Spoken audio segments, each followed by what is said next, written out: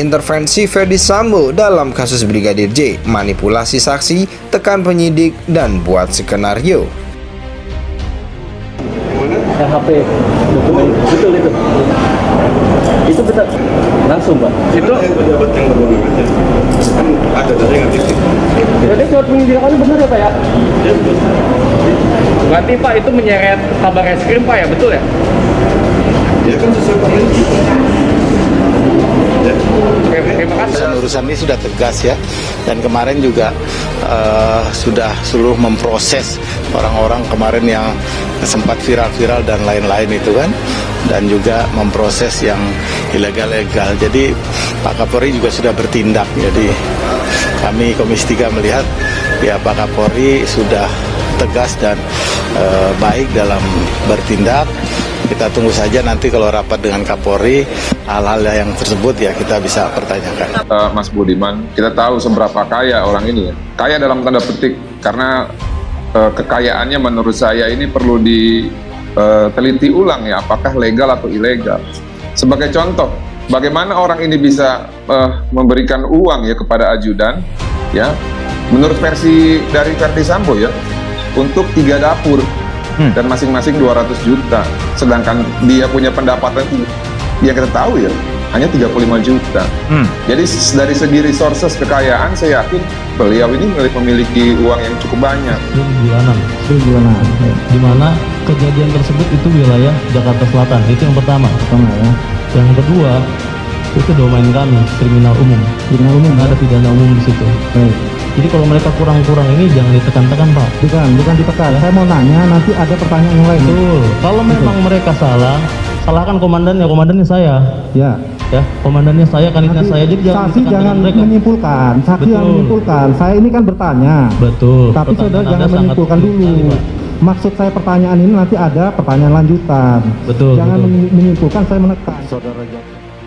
Persidangan kasus pembunuhan Brigadir J memasuki babak mendengarkan para saksi yang mengungkapkan kejahatan berselubung ex-Kadif Propam Polri Irjen Ferdy Sambo.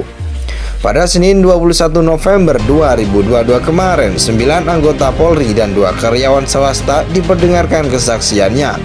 Salah satu yang paling tegas menyatakan adanya intervensi Ferdy Sambo dalam penyidikan kasus tersebut adalah ex-Kasat Reskrim Polres Metro Jakarta Selatan AKBP Ridwan Soplanit. Ridwan membeberkan dan beragam intervensi yang dilakukan Jenderal Bintang 2 yang sudah dipecat itu.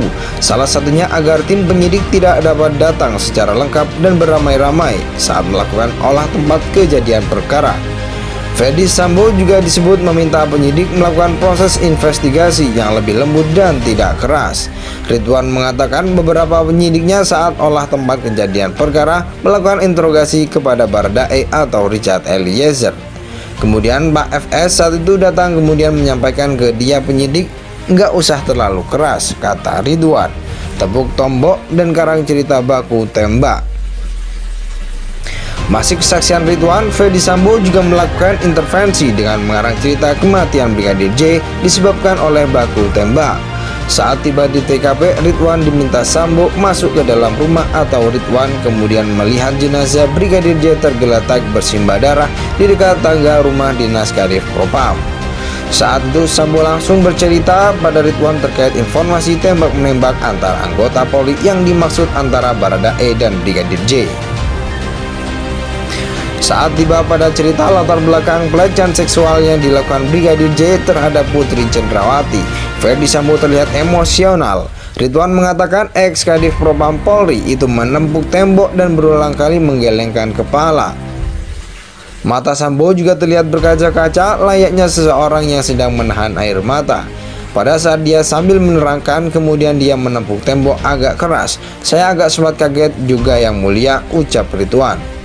Kemudian kepalanya tertunduk ke tembok, kemudian dia melihat saya terus sambil menggeleng-gelengkan kepala. Matanya agak berkaca-kaca, sambung dia. Ragam ekspresi Ferdy Sambo tersebut membuat Ridwan bingung.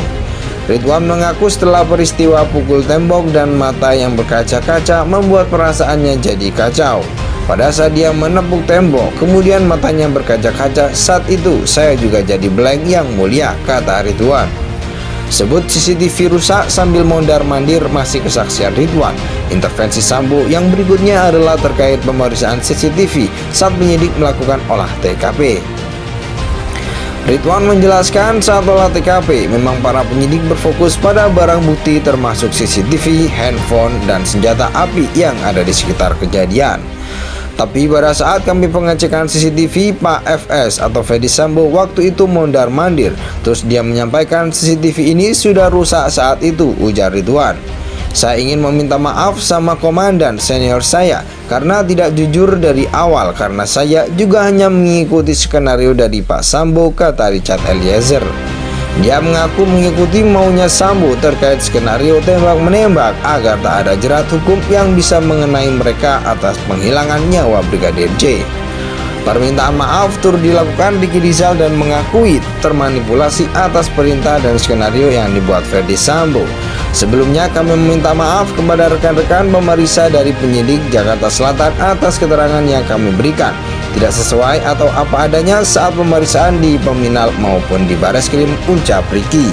Persidangan kasus pembunuhan Brigadir J memasuki babak mendengarkan para saksi yang mengungkapkan kejahatan berselubung. Ex-Kadif Propam Polri Irjen Fedy Sambo. Pada Senin 21 November 2022 kemarin, 9 anggota Polri dan 2 karyawan swasta diperdengarkan kesaksiannya. Salah satu yang paling tegas menyatakan adanya intervensi Fedy Sambo dalam penyidikan kasus tersebut adalah ex-Kasat Reskrim Polres Metro Jakarta Selatan AKBP Ridwan Soplanit. Ridwan membeberkan dan beragam intervensi yang dilakukan Jenderal Bintang 2 yang sudah dipecat itu. Salah satunya agar tim penyidik tidak dapat datang secara lengkap dan beramai-ramai saat melakukan olah tempat kejadian perkara. Fedy Sambo juga disebut meminta penyidik melakukan proses investigasi yang lebih lembut dan tidak keras. Ridwan mengatakan beberapa penyidiknya saat olah tempat kejadian perkara melakukan interogasi kepada Baradae atau Richard Eliezer. Kemudian Pak FS saat itu datang kemudian menyampaikan ke dia penyidik, nggak usah terlalu keras, kata Ridwan. Tepuk tombok dan karang cerita baku tembak. Masih kesaksian Ridwan, Fedy Sambo juga melakukan intervensi dengan mengarang cerita kematian Brigadir J disebabkan oleh baku tembak.